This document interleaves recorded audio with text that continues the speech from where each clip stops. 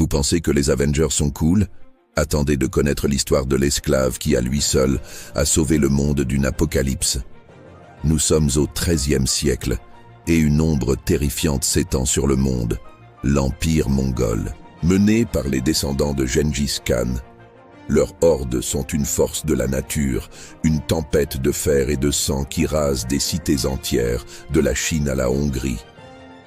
Bagdad, la plus grande ville du monde, est réduite en cendres.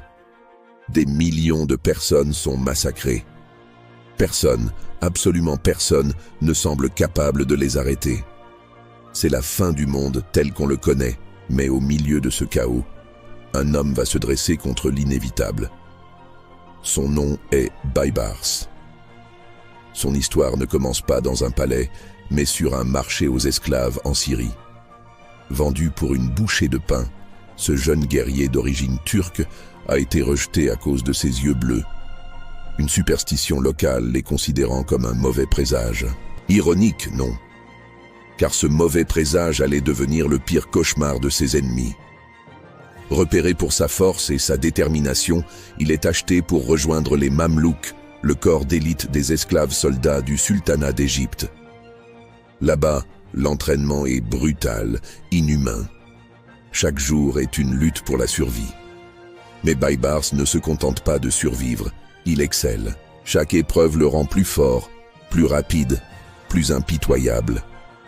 Il transforme la douleur en puissance et devient une véritable machine de guerre, un stratège de génie. Son ascension au sein des Mamelouks est fulgurante. Et puis, le moment fatidique arrive.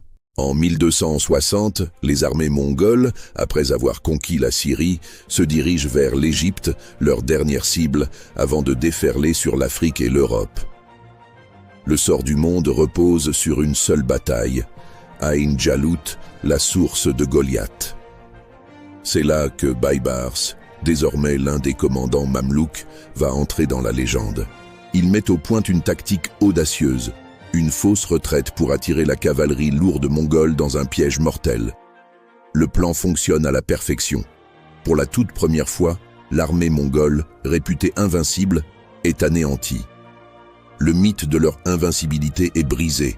Baybars a accompli l'impossible, mais son histoire ne s'arrête pas là.